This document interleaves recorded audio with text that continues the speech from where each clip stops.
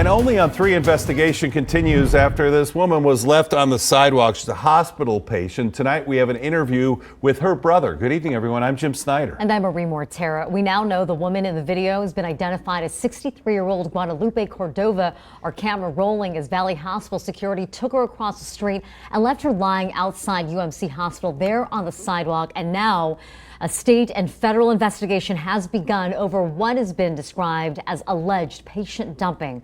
Our Kristen Drummond has been investigating the story from the very beginning. She joins us outside with an update on the case. Kristen? Jim and Marie, family tell me they're coming to the hospital tomorrow to help Guadalupe Cordova come home.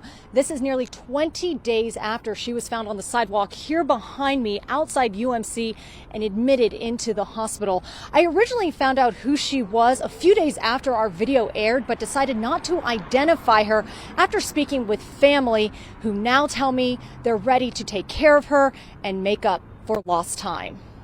I'm happy that she's alive, and I can take care of her now. Luis Cordova stands outside UMC. He speaks with me after seeing his older sister, Guadalupe Cordova, for the first time in more than a decade. What was this reunion like?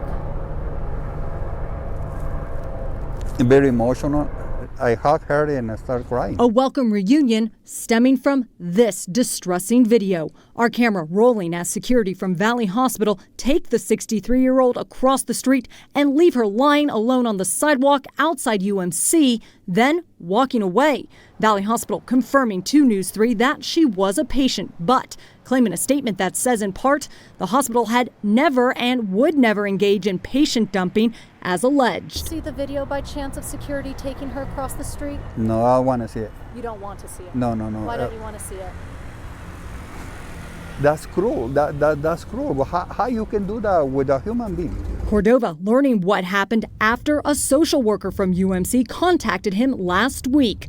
Now he's putting the pieces together to find out how his sister got here and sharing her backstory. She born in Mexico, but she raised here. Cordova says Lupe grew up in California and moved to Las Vegas in her 30s. She and family stayed with Cordova, who purchased a home by Charleston and Nellis. We lived together almost 3 years. The whole family, my mom, my sister. She was happy person, and helped everybody. Until she started having a problem with a mental problem. Cordova says life changed in 2005. Their mom and sister moved back to California. He worked 2 jobs, and Lupe lost contact with family except for a few members. But communication eventually ceased with them as well, and she started to live on the streets in various downtown Las Vegas encampments. Cordova says he tried to find her over the years. I think she don't want to be found. Why is that? Because her religion, she's a Jehovah's Witness, and we are Mormon, so different point of view. But that does not take away the pain of knowing she experienced homelessness. I'm gonna make it up. Because it's my fault that my sister is on the street. It's my fault. Because I'm supposed to watch for her. Now he's ready to make up for lost time. I had to go and buy some clothes for her. And create new memories while working to find out why Lupe was left on the street. Whoever do this to my sister, there's something wrong with that person. Something wrong over here. Because we human, we have to take care of each other. Cordova plans to place Guadalupe in a group home. He and his brother are coming together to cover those costs as well as her medicine for her mental health.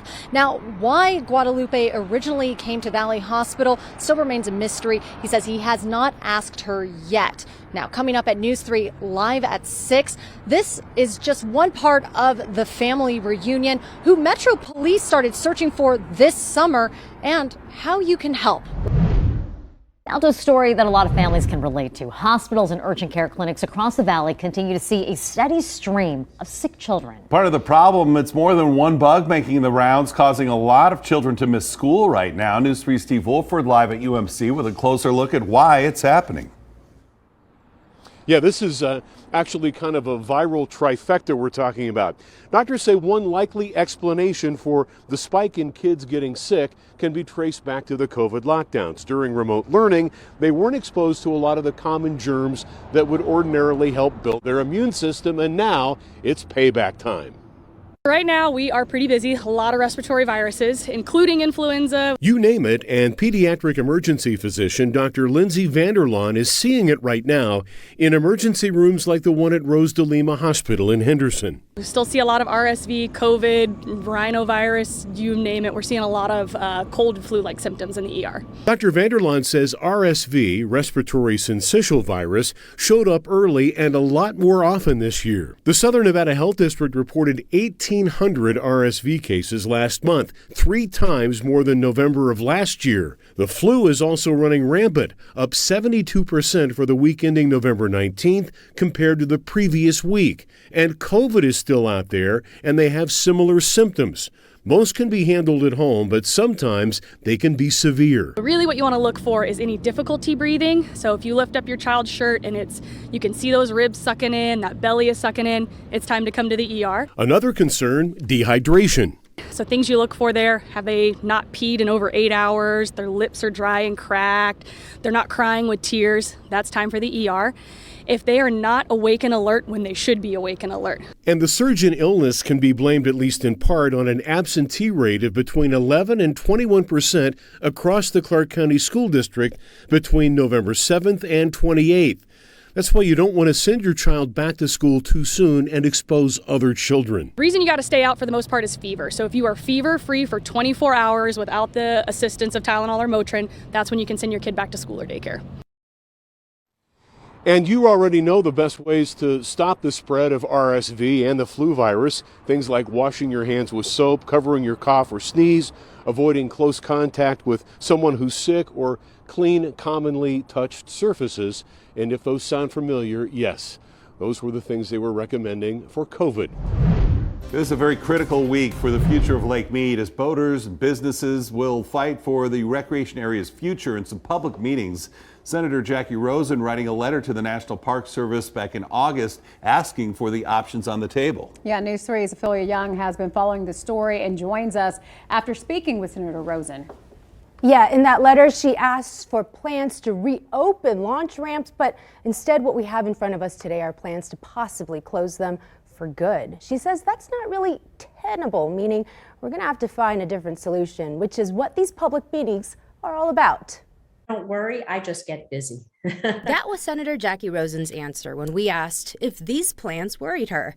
After all, she was the one who asked for them in August. I sent that letter to the National Park Service. They were quickly responded. In a newsletter, the Park Service published plans organized into 3 options. At best, they would extend ramps, but that fix would be temporary as water levels are projected to decline. At worst, each of the 5 marinas would be shut down. I think all 3 options are not really tenable. What we have to do is have a plan going forward. Everybody's shocked. They cannot believe that option 3 is even on the table. Lake Mead boaters and businesses have another idea. Don't take away, add. If we could have built them 60 years ago, why can't we build them today?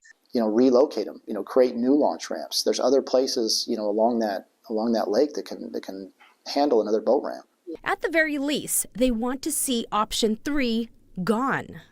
Which I would call boating Armageddon for the Southwest and Las Vegas. The Park Service is holding a series of public meetings this week to gather more ideas, which boaters eagerly plan to give. But they're banding together and going a step further by organizing events like a boat parade down the strip later this month. And if we get 10 boats, it doesn't matter to me. I've done my part. I'm going to continue to do my part. The boating community feels these plans are the beginning of the end. I asked Senator Jackie Rosen if she thought her letter backfired. No, I don't think it's backfired at all. I think it's moved them forward into action because you're having these 4 hearings going forward, public hearings. She tells us money is coming down to save the lake and promises to fight alongside the boating community. Go make your voice heard. Tell your story. Tell people what the lake means to you. Senator Rosen tells me she plans on attending the meetings virtually to listen to what our community has to say. If you want your voice heard, there are 4 meetings. The one in Boulder City will be at the Bureau of Reclamation this Wednesday from noon to 2. You can find information on all the meetings on our website. And lastly, I have been reaching out to the National Park Service for comment. They say they won't go on camera about those plans until the meeting on Wednesday. A final decision document will be published by next summer. Hi everybody, I'm Reed Cowan from News 3 Las Vegas. We want to thank you for checking out our YouTube channel. Remember, you can always see more of our videos by clicking on the video links. And also don't forget to click that subscribe button so that you don't miss out on any of our YouTube updates. Thanks for watching.